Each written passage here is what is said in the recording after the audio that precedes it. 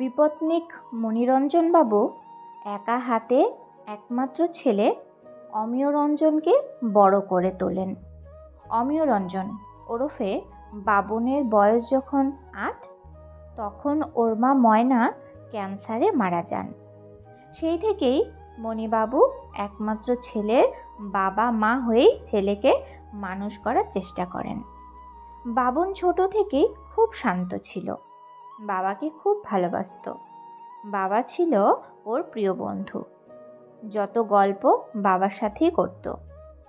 মণিবাবুর মা প্রায়ই ছেলেকে আবার বিয়ে করার জন্য অনুরোধ করতেন। বলতেন, আমার ভুল হয়েছে তোর সাথে পুষ্পর বিয়ে না দিয়ে। হয়তো পুষ্পর সাথে বিয়ে হলে আমার নাতিটা এত তাড়াতাড়ি মা হারা হতো না। পুষ্প এখনও বিয়ে করেনি, তুই ওকে বিয়ে কর, আমার কোনো আপত্তি নেই। আসলে খুব ছোট থেকেই মণিরঞ্জনের সাথে ওরই স্কুলের বন্ধু সতীশের বোন পুষ্পর সম্পর্ক ছিল।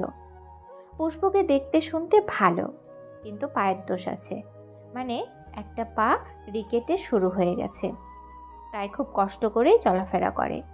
এই জন্যই পুষ্পকে মণিবাবুর মা পছন্দ করতেন না। বলতেন, একটা মাত্র ছেলের বউ যদি খুঁড়িয়ে চলে, তাহলে আত্মীয় স্বজনের কাছে মুখ দেখাবো কি করে? কিন্তু ছেলে যখন নাছোড়বান্ধা, তখন উনি ওনার মাথা দিব্যি দিয়ে বসেন। বাপ মরা ছেলেটার কাছে মাই সব, তাই এক সময় ঠিক করে উনি বিয়েই করবেন না।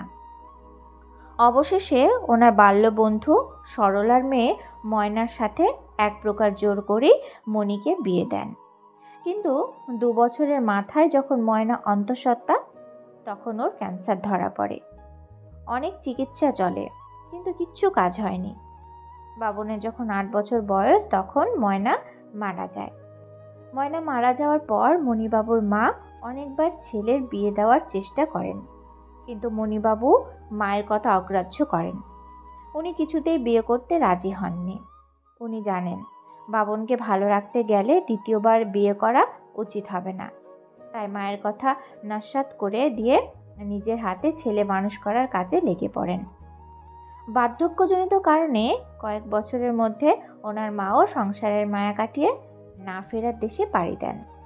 তখন আরও সমস্যায় পড়তে হয় মণিবাবুকে। আগে তবুও ওনার মা বাবনকে কিছুটা হলেও দেখতে পারতেন। নিদেন পক্ষে বাবন স্কুল থেকে ফিরলে দরজা খুলে দিয়ে খাবার দাবার এগিয়ে দিতেন। ওনার মা মারা যাওয়ার পর বাবনকে নিয়ে তাই খুব সমস্যায় পড়েন মণিবাবু।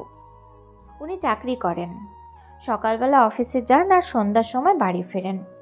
বাবনকে স্কুলে পাঠিয়ে দিয়ে উনি অফিসে যান, তবে বাবনের ছুটি আগে হয়, তাই খুব সমস্যা হয়।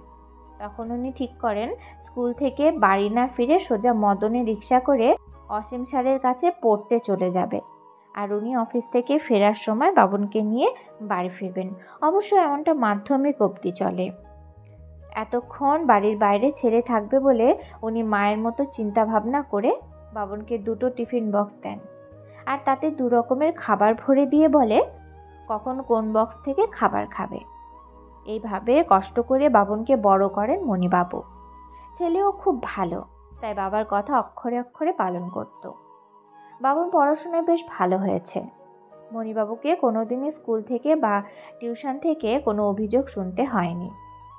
যেদিন বাবুর মাধ্যমিকে শহরের সবাইকে পেছনে ফেলে 3য় স্থান অধিকার করে, সেদিন মণিবাবু আর নিজেকে ধরে রাখতে পারেননি। ছেলেকে জড়িয়ে ধরে আনন্দে কেঁদে ফেলেন। উচ্চ মাধ্যমিকে 2য় স্থান অধিকার করে, আর জয়েন্টেও 20 জনের মধ্যে থেকে স্কুলের নাম বাড়িয়ে দেয়। সেদিন মণিবাবুর বুক গর্বে ভরে ওঠে। আত্মীয় স্বজন, পাড়া প্রতিবেশী সবাই ছেলের সাথে বাবাকেও বাহবা দেন। বাবন এরপর শহরের নামকরা সরকারি কলেজ থেকে ওর পছন্দের বিষয় নিয়ে পড়াশোনা করে। এক সময় পড়া শেষ করে এক বিদেশি কোম্পানিতে চাকরি পায়। মণিবাবুও অবসর নেওয়ার সময় হয়ে যায়। বাবা ছেলে সংসার বেশ ভালোই চলছে। মণিবাবু এবার ছেলের বিয়ে দেওয়ার জন্য উঠে পড়ে লাগেন। উনি পছন্দ করে বাবা মায়ের একমাত্র মেয়ে রঞ্জিনীকে ছেলের বউ করে আনেন। রঞ্জিনীও চাকরি করে। মণিবাবু ছেলেকে যেমন সকালে উঠে ভাত রান্না করে যাওয়ার আগে খেতে দেন, ঠিক তেমনই রঞ্জিনীকেও দেন। আবার বিকেলে ছেলে অফিস থেকে ফিরে এলে চা জল দেন, ঠিক তেমনই রঞ্জিনীকেও দেন। ছেলের সাথে বউকে ঠিক নিজের মেয়ের মতোই রেখেছেন। চলছিল ঠিক ভালোই, কিন্তু বাদ সাধল রঞ্জনীর কুশিক্ষা। মণিবাবু যতই রঞ্জিনীকে আপন করে নিতে চান না কেন, রঞ্জিনী কিন্তু শ্বশুরমশাইকে খুব একটা পছন্দ করতো না। ওর মনে হতো উনি ওনার ছেলের ওপর বেশি খবরদারি করেন। তাই নিয়ে বাবনের সাথে ওর মতান্তর লেগেই থাকতো। দেখতো না দেখ, ছুতো না তা নিয়ে মণিবাবুকে কথা শোনাতো, নানাভাবে অপমান করত। তবুও মণিবাবু চুপ করে থাকতেন। রঞ্জিনী একসময় বাবনকে বাপের বাড়ি চলে যাওয়ার ভয় দেখায়।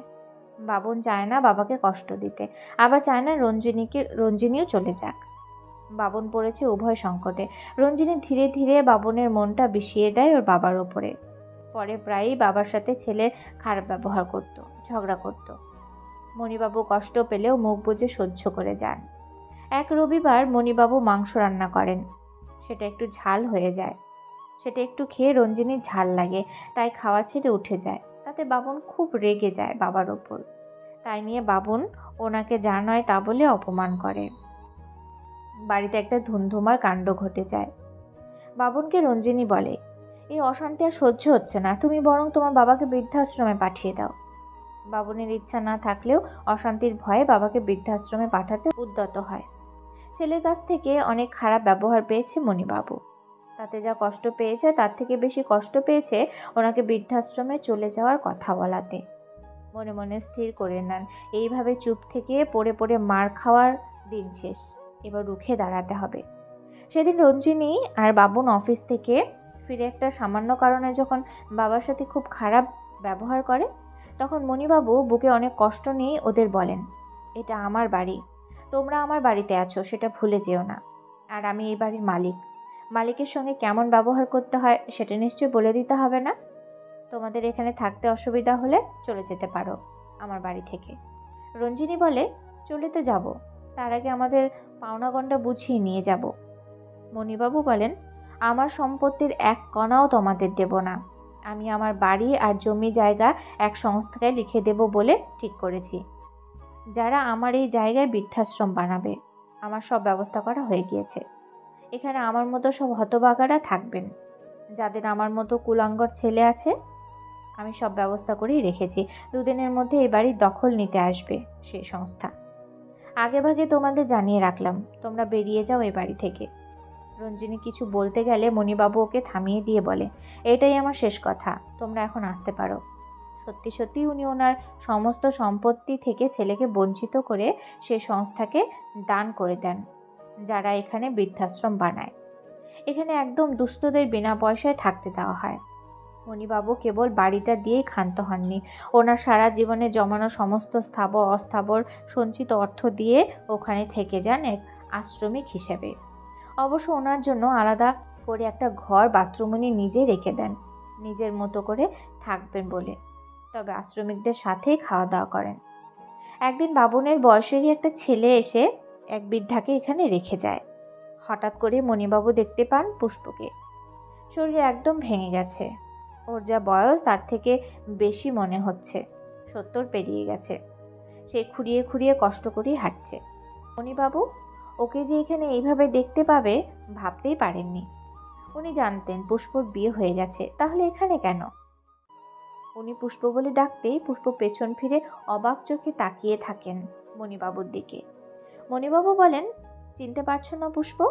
আমি মণিরঞ্জন সান্যাল, তোমার দাদার বন্ধু। পুষ্প চিনতে পেরে মণিদাদা বলে কেঁদে ফেলে। ওনার কাছ থেকে মণিবাবু জানতে পারেন পুষ্প দাদা বৌদি কেউ বেঁচে নেই। যে ওকে দিতে এসেছিল সে ওর ভাইপো। পুষ্পর বিয়ে হয়েছিল ঠিকই, কিন্তু কয়েকদিন পরই ওকে বাপের বাড়িতে তুলে দিয়ে যায় ওর স্বামী, কারণ উনি যে অন্য নারীতে আসক্ত ছিলেন। টাকা সম্পত্তির লোভে ওকে বিয়ে করেছিলেন, কিন্তু যখন জানতে পারেন সেসব কিছুই ওনাকে দেওয়া হবে না, তখন ওকে বাপের বাড়ি বসিয়ে দিয়ে যায়। তাই দাদা বৌদির সংসারে আবার ফিরে আসে। দাদা ওর নামে কিছু টাকা রেখে গিয়েছিল, সেসব টাকা ওর ভাইপো ওর কাছ থেকে নিয়ে এখানে দিয়ে গেছে।